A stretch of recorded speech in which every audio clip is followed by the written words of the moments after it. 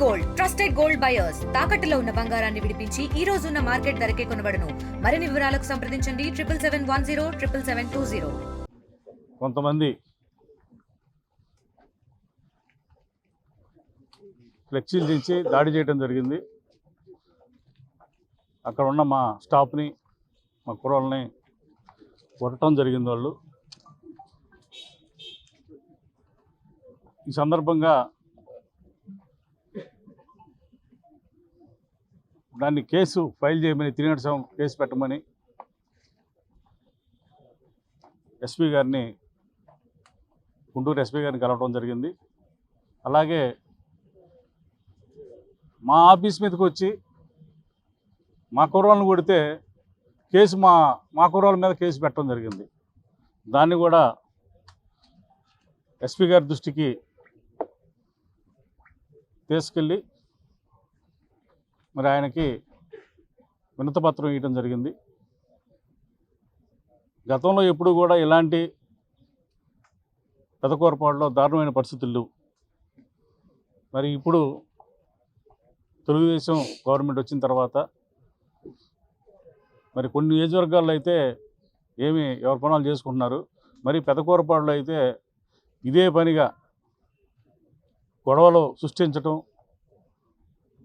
సామిరెడ్డి గారిని కాళ్ళు చేతులు నరకటం, అలాగే వరదలు వచ్చినప్పుడు వాళ్ళని పలకరించడానికి వెళ్తే నియోజకవర్గంలోకి రానియకుండా అడ్డుపట్టడం, గ్రామాల్లో నాయకుల్ని బెదిరించటం, ఇదే పనిగా పెట్టుకొని ఈరోజు గుంటూరు పార్టీ ఆఫీసుకు కూడా మరి జనాలు రావటం, మరి ఎక్కడా కూడా మరి ఏం చేస్తున్నారో తెలియని పరిస్థితి ఈ పెదకూరపాడు నియోజకవర్గంలో. మరి గతంలో ఎప్పుడు కూడా శ్రీధర్ కూడా అక్కడ 10 సంవత్సరాలు ఎమ్మెల్యేగా చేశాడు, కన్నా లక్ష్మణ్ 20 సంవత్సరాలు చేశాడు. ఇలాంటి సిచ్యువేషన్లో నేను కూడా 5 సంవత్సరాలు చేశాను. మరి ఎక్కడా కూడా గొడవలు లేవు, ఎవరికి పని వాళ్ళు చేసుకునేవాళ్ళు. కానీ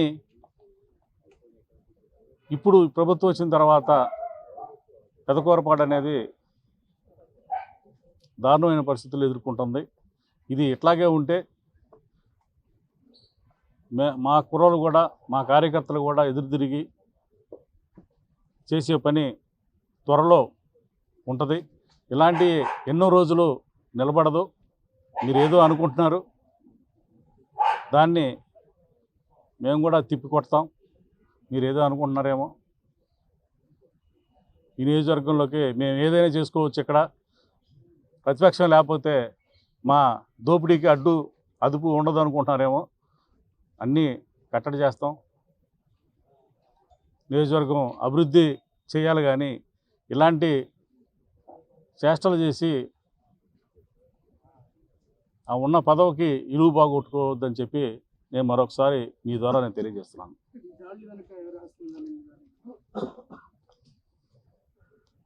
ఇప్పుడున్న అధికారంలో ఉన్న వాళ్ళే చేపిస్తూ ఉంటారు. అధికారం ఉందో ఎవరికి ఉంది, వాళ్ళే చేపిస్తారు. క్లియర్గా తెలియట్లేదా? కాళ్ళు చేతులు నరికింది ఎవరు, దాడులు చేపిస్తుంది ఎవరు తెలియదా మీకు? వాళ్ళు ఏం పనులు అంటే ఒకసారి ఆగిపోవాలి నియోజకవర్గంలో, ఆ మాత్రం తెలియదా? ఎవరు చేపించేది?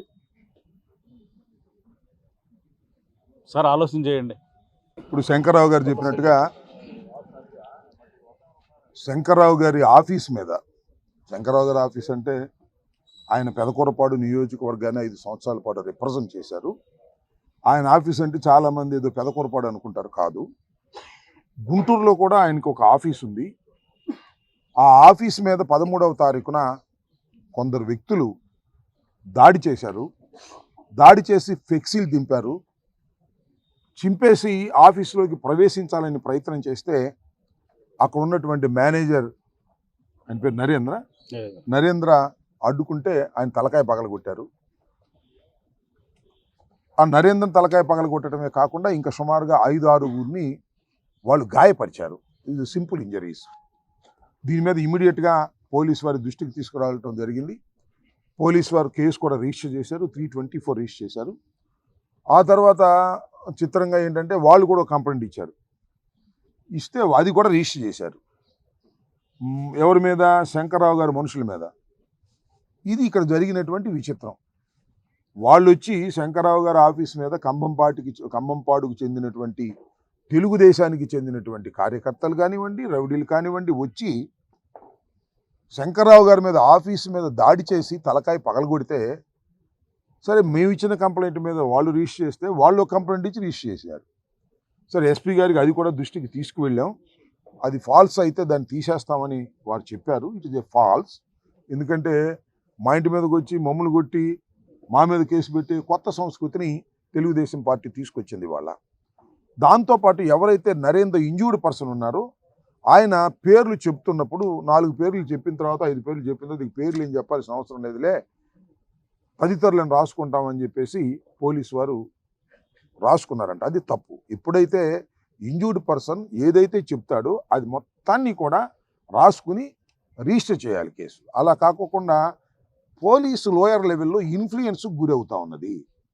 మా మీద దాడి చేస్తే మా మీద కేసులు పెట్టే పరిస్థితికి వస్తుంది. ఇది ధర్మం కాదు.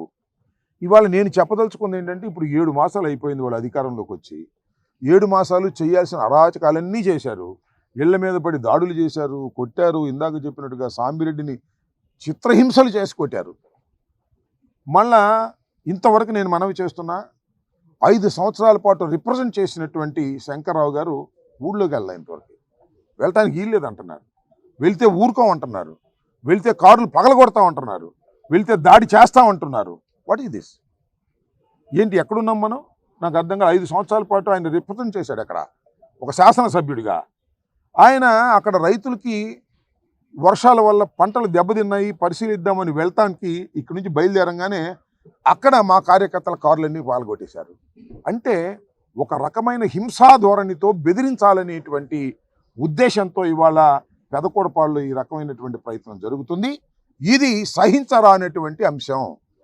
పెదకూరపాడు రిప్రజెంట్ చేసినటువంటి శంకర్రావు గారు పెదకూరపాడు వెళ్ళటానికి వీల్లేదనేటువంటి ఒక పద్ధతుల్లో తెలుగుదేశం నాయకులు ప్రవర్తించడం, దానికి పోలీసులు సహకరించడం సరైనటువంటి విధానం కాదు అని మనవి చేస్తున్నాం. దీని మీద మేము అందరం కూర్చొని మాట్లాడుకుంటాం. ఖచ్చితంగా పెదకూరపాడు వెళ్తాం. పెదకూరపాడులో కార్యకర్తల మీటింగ్ పెడతాం. పోలీసులు దానికి రక్షణ కల్పించవలసినటువంటి బాధ్యత ఉంటుంది. ఏ చిన్న విషయం జరిగినా దానికి బాధ్యత వహించాల్సింది ఈ ప్రభుత్వం, పోలీసు యంత్రాంగం. ఏంటిది నాకు అర్థం కాల. ఈ సమాజంలో 5 సంవత్సరాల పాటు రిప్రజెంట్ చేసినటువంటి ఒక శాసనసభ్యుడు ఆ నియోజకవర్గం వెళ్ళటానికి వీల్లేదంటారా? వెళితే ఊరుకోరా? అరాచకం, ఆటవిక పరిపాలన జరుగుతూ ఉంది. దీనికి బాధ్యత వహించవలసింది ఎర్రబుక్కు మెయింటైన్ చేస్తున్నటువంటి లోకేష్ అని కూడా ఈ సందర్భంగానే మనవి చేస్తున్నారు. అతని కనుసనల్లోనే ఇవన్నీ జరుగుతూ ఉన్నాయి. చంద్రబాబు నాయుడు గారు కూడా గుర్తుపెట్టుకోండి, ఇది మరే సరైనటువంటి విధానం కాదు. శంకర్రావు గారి మీద ఈ రకంగా కక్ష కట్టి మీరు ప్రయత్నం చేస్తున్నారు. Yes, we will face it. తప్పనిసరిగా మేము ఫేస్ చేస్తాం. ఏందని నాకు తెలియగలుగుతాను. మనకు సామెత లేదు, చిన్నప్పుడు పిల్లిని గదిలో పెట్టి కొడితే ఏం చేసింది పిల్లి? ఓసారి 2 సార్లు 3 సార్లు తొలగి తింటుంది. 4వసారి ఏం చేసింది? ఎగబడదా? మా పరిస్థితి కూడా అంతే. పెదకూరపాడులో ఎగబడాల్సిన పరిస్థితి వస్తుంది మాకు.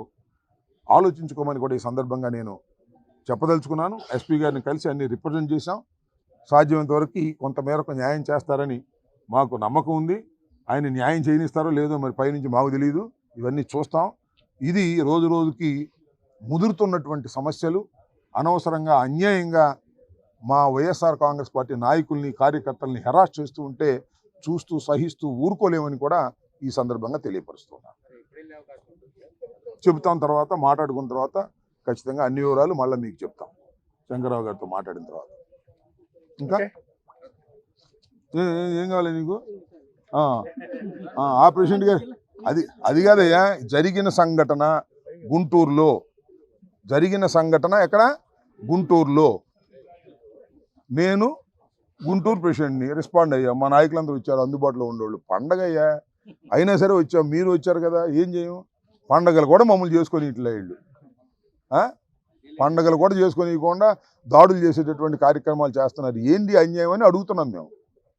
అర్థం కాలా? పార్టీ అంతా ఐక్యంగా ఉంటుంది, ఒక్క తాటి మీదకి వస్తుంది. గుర్తుపెట్టుకోండి, అందరం కలిసే ఉంటాం, కలిసే పోరాటం చేస్తాం, దుర్మార్గాన్ని ఎదుర్కొంటాం.